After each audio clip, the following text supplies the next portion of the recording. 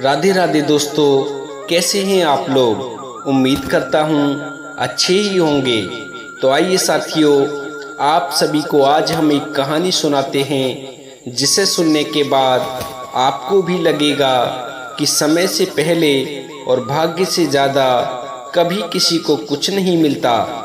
हम चाहे लाख जतन कर लें, चाहे कितनी भी कोशिश कर लें, लेकिन समय से पहले और भाग्य से ज़्यादा कभी किसी को कुछ नहीं मिलता। हम ये नहीं कहते कि आप अपना कर्म मत करो, भाग्य के सहारे ही हाथ पर हाथ रखे बैठे रहो। आप कर्म तो करो, लेकिन कर्म के साथ इस बात का भी ध्यान रखो कि जो हमने कर्म किया है उसका फल हमें समय आने पर जरूर मिलेगा। इसीलिए तो कहा जाता है कि समय से पहले और भाग्य से ज़्यादा कभी किसी को कुछ नहीं मिलता। तो चलिए साथियों, आ जाते हैं आज की कहानी पर और इस कहानी के माध्यम से जानते हैं कि लोग ऐसा क्यों कहते हैं। भक्तों, बहुत समय पहले की बात है, किसी जंगल में एक नदी किनारे नीलकंठ पंछी का एक जोड़ा रहता था। दोस्तों, एक दिन की बात है, दोनों पक्षी नदी किनारे एक पेड़ की डाली पर बैठे हुए थे। तो नीलकंठ की पत्नी अपने पति से कहती है कि पिया जी, आज तो बड़ी सर्द रात है और ऊपर से ये ठंडी हवा भी सितम ढा रही है। कोई ऐसा उपाय करो जिससे ये रात कट जाए। तो नीलकंठ बोला, प्रिय, तुम हिम्मत मत हारो, हौसला रखो, ये रात भी कटेगी और दिन भी निकलेगा। चलो मैं तुम्हें रात बिताने के लिए एक कहानी सुनाता हूँ। अब तुम ध्यान देकर इस कहानी को सुनो। प्रिय, एक समय की बात है कि भगवान भोलेनाथ और माँ पार्वती किसी नगर से गुजर रहे थे। तो उन्होंने देखा कि नगर के बाहर एक परिवार है। उस परिवार में बुजुर्ग पिता है, बुजुर्ग माँ है और एक 15-16 साल का उनका बेटा है। लेकिन तीनों प्राणी इतने गरीब हैं कि पूरे दिन जी तोड़ मेहनत करते हैं, सारा दिन परिश्रम करते हैं, फिर भी उन्हें शाम को भरपेट भोजन नसीब नहीं होता। जब माँ पार्वती ने उस परिवार की इतनी दयनीय स्थिति देखी तो उस परिवार की गरीबी को देखकर माँ पार्वती को उन पर बड़ी दया आई। माँ पार्वती भोलेनाथ से बोली, हे प्राणनाथ, देखिए ना, ये तीनों लोग दिन रात मेहनत करते हैं, खूब परिश्रम करते हैं, फिर भी इन्हें भरपेट भोजन नसीब नहीं होता। जबकि कुछ लोग दिन भर गप्पे हाँकते रहते हैं, फिर भी उनके घर में अन्न के भंडार भरे पड़े हैं। आपने ये कैसा संसार बनाया है। किसी को तो इतना दिया है कि उसे ये ही नहीं पता कि मेरे पास कितना धन है, और किसी को इतना भी नहीं दिया कि वो शाम को सुकून से अपने घर बैठकर पेट भर सके। माता पार्वती के इन वचनों को सुनकर भोलेनाथ ने एक गहरी सांस भरी और माँ पार्वती को समझाते हुए बोले कि देवी पार्वती, इस संसार में जितने भी प्राणी हैं वे सभी अपने कर्मों का फल भोग रहे हैं। जो जैसा कर्म करता है उसे वैसा ही फल भोगने को मिलता है। और रही बात इस परिवार की गरीबी की, तो देवी पार्वती समय से पहले और भाग्य से ज़्यादा कभी किसी को कुछ नहीं मिलता। भोलेनाथ की इन बातों को सुनकर माँ पार्वती बोली, पिया जी, आपकी ये बात तो सही है कि इंसान को उसके कर्मों के आधार पर ही फल मिलता है, लेकिन मैं आपकी इस बात से बिल्कुल सहमत नहीं हूँ कि समय से पहले और भाग्य से ज़्यादा कभी किसी को कुछ नहीं मिल सकता। क्योंकि आप तो परमपिता परमेश्वर हो, आप चाहो तो पलक झपकते किसी की गरीबी को अमीरी में बदल सकते हो। अगर तुम इन्हें देना चाहो तो अभी के अभी इस परिवार की गरीबी मिट जाएगी। आपकी कृपा दृष्टि से अभी इनका समय बदल जाएगा। भोले बाबा मुस्कुराते हुए बोले, हे देवी पार्वती, यदि मैं इन्हें कुछ देना भी चाहूँ फिर भी ये मुझसे ले नहीं पाएंगे, क्योंकि अभी वो समय ही नहीं आया है कि ये सुख भोगें। माँ पार्वती बोली, ऐसे कैसे हो सकता है कि तुम किसी को दो और वह तुमसे लेना। भोले बाबा बोले, हे देवी पार्वती, क्योंकि अभी वो समय ही नहीं आया है। माँ पार्वती बोली, प्रभु मैं नहीं मानती। भोले बाबा कहने लगे कि मान जाओ पार्वती, हार जाओगी, क्योंकि बात वही है, समय से पहले और भाग्य से ज्यादा कभी किसी को कुछ नहीं मिलता। पार्वती मैया ने कहा, तो चलो आज हम भी देखते हैं कैसे कुछ नहीं मिलता। भोले बाबा कहने लगे, ठीक है पार्वती, यह तुम ज्यादा जिद करती हो तो चलो इन्हें कुछ देकर देखते हैं ये लेते हैं या नहीं लेते हैं।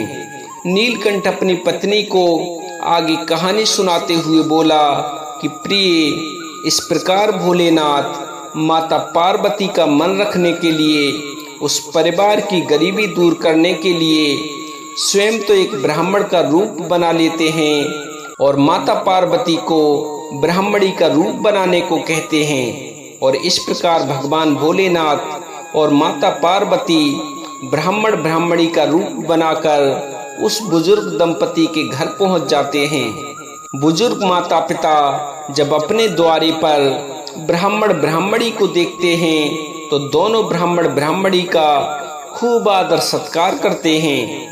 जब ब्राह्मण बने भोले बाबा चलने को होते हैं तो भोले बाबा उस बुजुर्ग माता पिता और उनके पुत्र से कहते हैं कि हम तुम्हारे अतिथि सत्कार से बहुत प्रसन्न हैं। तुमने हमारी खूब आवभगत की, इसीलिए हम तुम्हें कुछ देना चाहते हैं। जब बुजुर्ग पिता ब्राह्मण बने भोलेनाथ के मुख से ये सुनता है कि कुछ देना चाहते हैं तो इन बातों को सुनकर बुजुर्ग पिता कहने लगा कि हे ब्राह्मण देवता, हमने आपकी सेवा किसी लालच बस नहीं की थी, फिर भी तुम हमें कुछ देना चाहते हो तो क्या तुम हमें बताने की कृपा करोगे कि आप हमें क्या देना चाहते हो।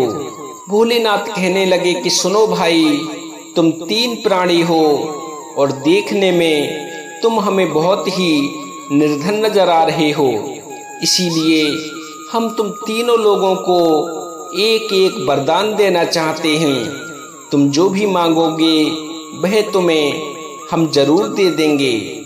नीलकंठ आगे कहानी सुनाते हुए बोला कि प्रिय, जब बुजुर्ग माता पिता और उनका पुत्र ब्राह्मण बने भोलेनाथ के मुख से इन वचनों को सुनते हैं तो बड़े खुश होते हैं।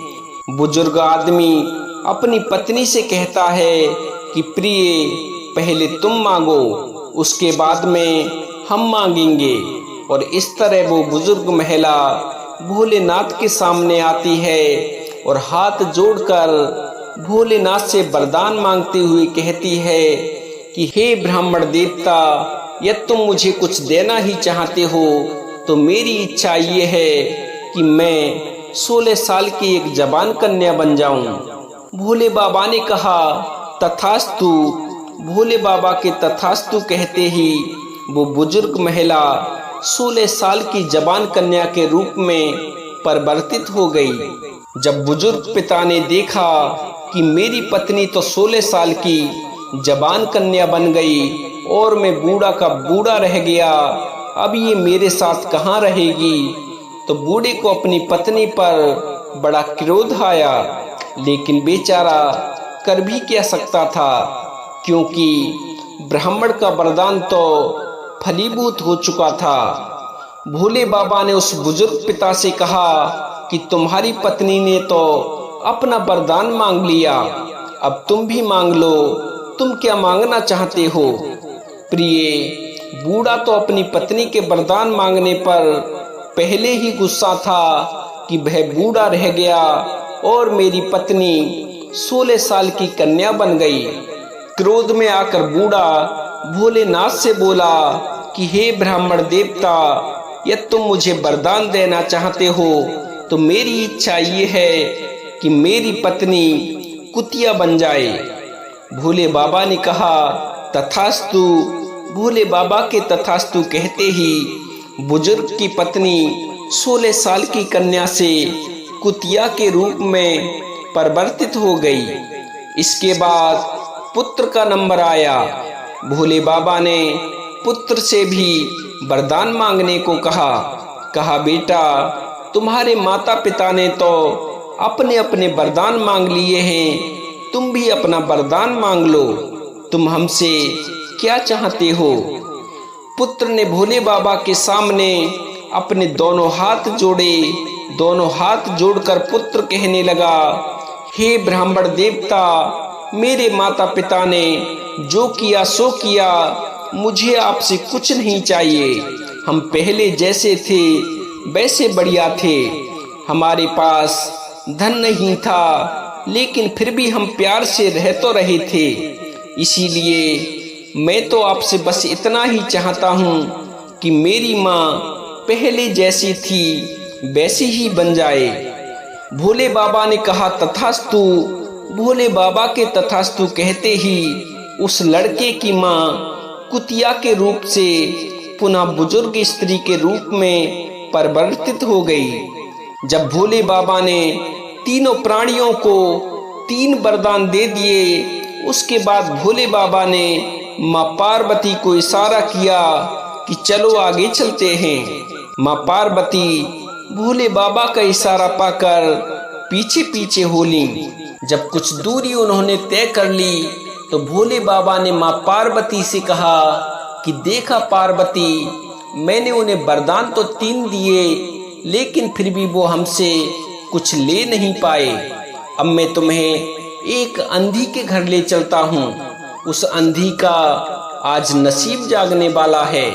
देखना, मैं उसे केवल 1 वरदान दूंगा। 1 वरदान में ही वो अंधी बुढ़िया सब कुछ मांग लेगी। नीलकंठ कहानी आगे बढ़ाते हुए बोला कि प्रिय, इस प्रकार भोले बाबा और माता पार्वती दोनों चलते हुए उस बुढ़िया के दरवाजे पर पहुंचे। वह बुढ़िया आंखों से अंधी थी। उसका एक बेटा था जिसकी शादी तो हो चुकी थी, लेकिन उसके कोई संतान नहीं थी। जब भोले बाबा और माँ पार्वती उस बुढ़िया के दरवाजे पर पहुंचे और दस्तक दी तो बूढ़ी अंधी माँ डंडा टेकते हुए अपने दरवाजे तक आई। पूछा, आप कौन हो? कहिए, मैं आपकी क्या सेवा कर सकती हूँ? भोले बाबा बोले, मैया, हम इधर से गुजर रहे थे।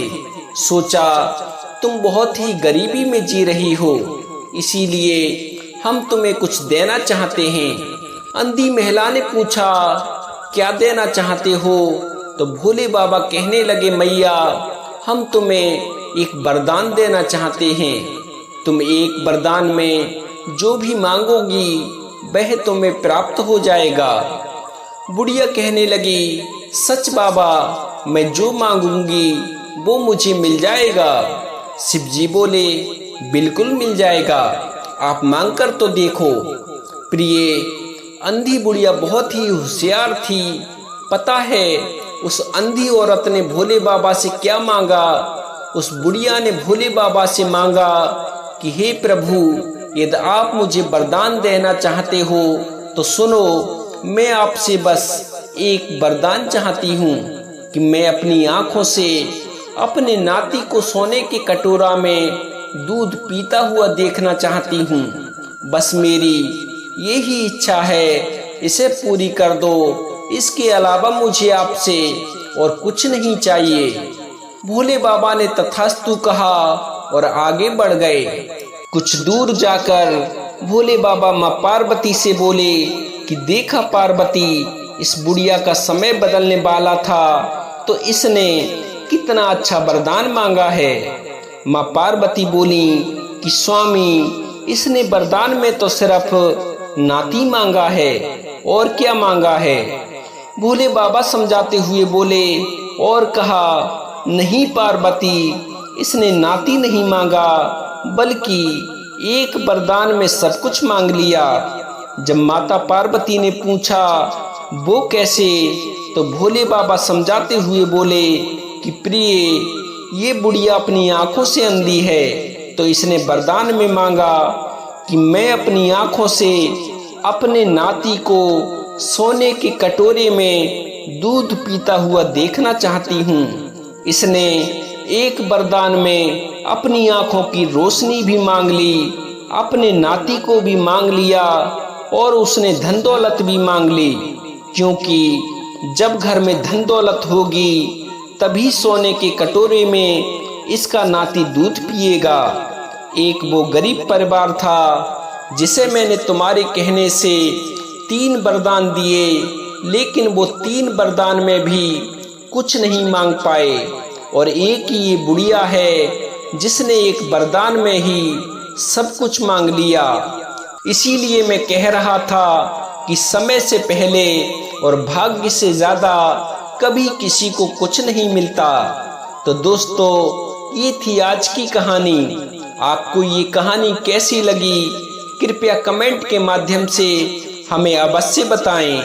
यदि कहानी पसंद आई हो तो वीडियो को लाइक करें, हमारे चैनल सत्यार्थ दर्शन को सब्सक्राइब करें, और हो सके तो इस कहानी को अपने मिलने वालों के साथ भी अवश्य साझा करें। तो साथियों, आज के लिए बस इतना ही। मिलते हैं अन्य ज्ञानवर्धक वीडियो में। तब तक के लिए आप सभी भक्तों को मेरी तरफ से जय श्री कृष्णा, जय श्री राधे, जय श्री श्याम। बोलिए श्री बांके बिहारी लाल की जय। बोलिए श्री देवादिदेव महादेव की जय। जय जय श्री राधे श्याम।